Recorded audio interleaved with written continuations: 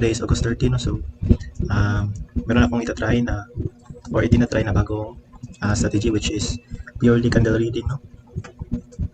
So ito siya, essentially ito, bali first gagawa tayo or magde-determine tayo kung anong bias natin, no? Gamit ang 4 hour na time frame, no? So for example dito, so since may malaking candle wick dito tapos may red na body, so for me bias ko dito is sell, so maghahanap ako ng selling opportunities, no? So from there, refine lang tayo ng refine, no? Tingin-tingin tayo sa lower time frame, yan, pares dito. Then of course check din natin yung time ngayon, 8:44 na ngayon, so check natin yung 45 minutes, no? So 45 minutes.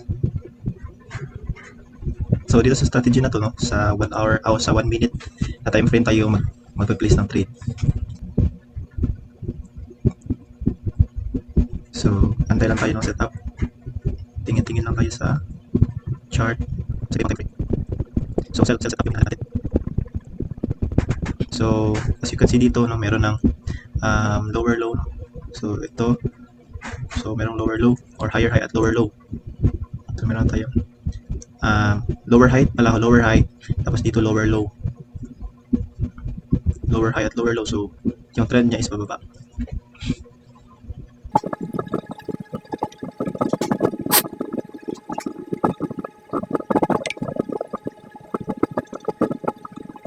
So since 8:46 na ngayon, no, pwede din na antay na tayo na ma-close itong 1 hour candle na ito. Tapos sa next na tayo ng candle maghanap ng potential na setup.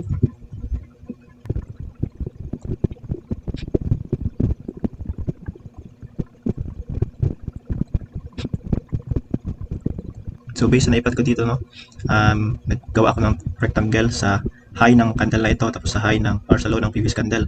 Then itong middle, which is what we call 50%, no? 50% na range na ito. So dyan galing sa 4 hours, tingin tayo sa 1 hour. Kung lilipat tayo ng 1 hour, merong rejection, no, sa 50% na level sa range na ito, no? So pwede natin itong sabihin na ito yung major support, ito yung major resistance. So merong rejection sa 50%. Then if mag-close itong candle na ito sa 1 hour na above 50%, no, above dito na level, above, so meron din tayong malaking possibility na tataas yung price, no? So pantay lang tayo. Yan yung 4 hour, babaliktad na siya. So kagaya na sinabi ko kanina, pag mag-close itong 1 hour, so above dito, which is ito malayo na, may malaking possibility na tataas yung price. So regarding sa bias natin, no, so ito, if makita ko sa 4 hour na merong green, no, merong bullish na candle pagkatapos ito, which is 10 minutes na lang kasi 9 PM yung mag-close yung 4 hour candle. So if mag-green ito, if bearish or bullish ito, magiging buy na yung bias natin, no? So maghanap tayo ng buying opportunity.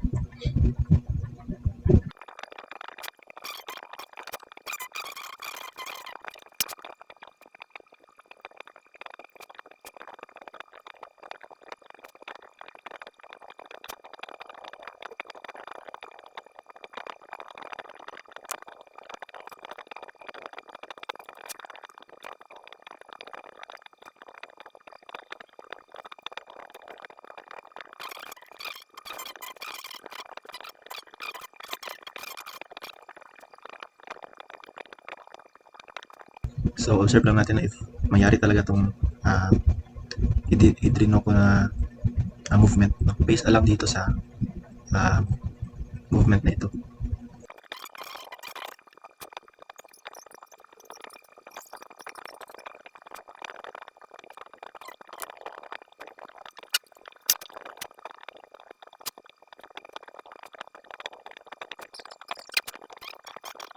So na-invalidate itong trend line natin na ito.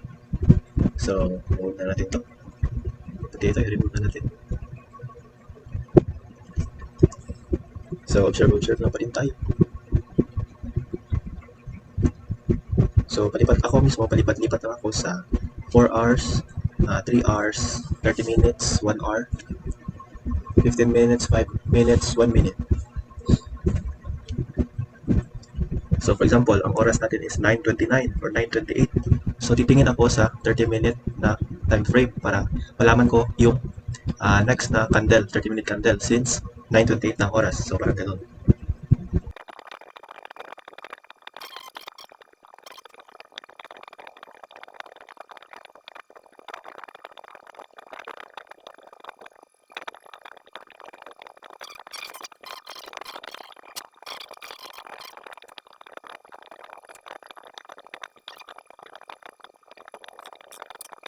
Bumalik siya.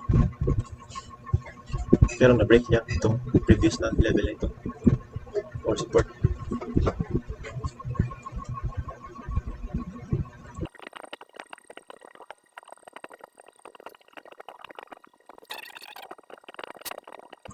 So meron tayo ditong support level. Ito. Possible din ito na maging rejection point. Which is ito, meron na tayo ng buong candle wick. Meron ng rejection na nangyayari. Pero since meron tayong mga ganitong candle dito, so which signifies na unsure pa kung saan pupunta talaga yung price. Pero since ang candle ay ito, no, so bearish na siya. So observe lang muna natin.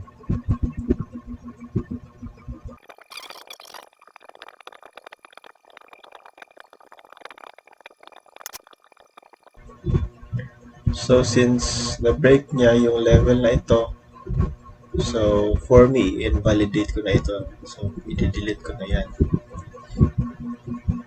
Pati ito din.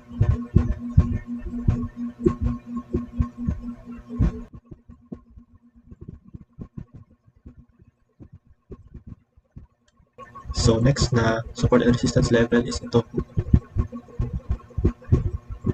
Or ito, pwede din ito. So check ko lang dito. Dito ako maglalagay. Yan. So kung mapapansin nyo, pasok pa rin sa downtrend, no? Kasi may lower high tapos may lower low. No? So from here, may lower high, may lower high, may lower high. So from here, may lower low, may lower low. So downtrend pa rin siya.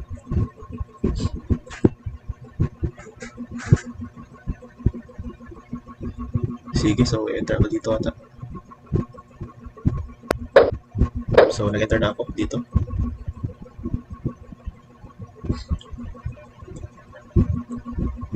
So pumasok kasi siya, no, sa 50% ng range na ito, support. I mean resistance at support. So pumasok ko dito. So check lang natin. So titingin tayo dito sa right. Ang possible ko na take profit is dito din. So possible pa na ma-extend. Pero yung stop loss ko dito lang. Dito ko lang ilalagay. So imaginary stop loss lang muna. Yun. As you can see, bumaba siya. Yun.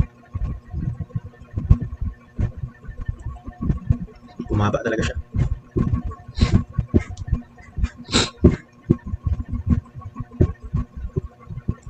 So observe lang natin, no? Observe lang talaga. Patience lang tayo. 47. So 47.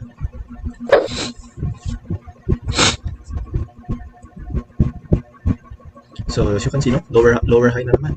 So from here, lower high, lower high, lower high.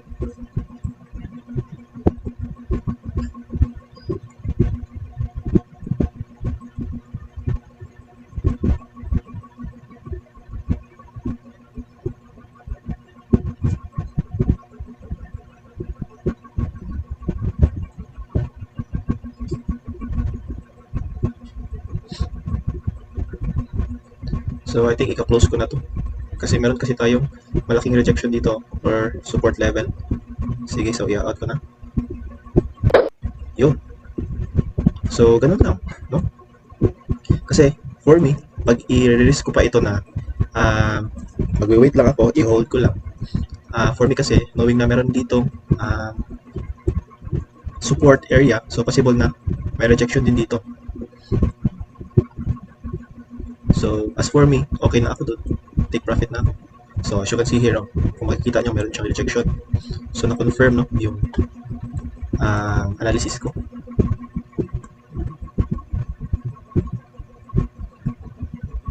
So essentially ito, no, scalping talaga ito kasi sa 1 minute tayo tumitingin.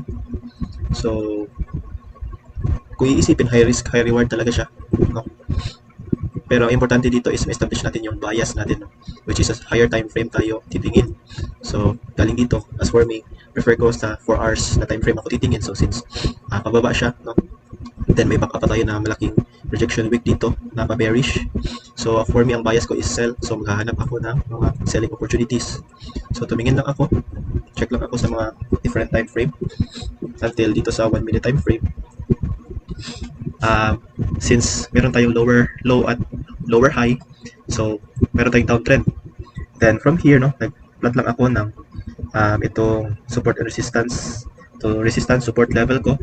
Then ito 50% na area, nag-wait lang ako na umakyat yung price, no, galing sa lower low na ito. So ito yung low, ito yung lower low. So umakyat yung price papunta sa 50%, then nag-enter ako ng trade which is ito. So nag-antay lang ako. Then yung take profit ko is dito na part, so ito. So yun lang talaga. So kung iisipin, simple lang siya, meron lang siyang steps, no.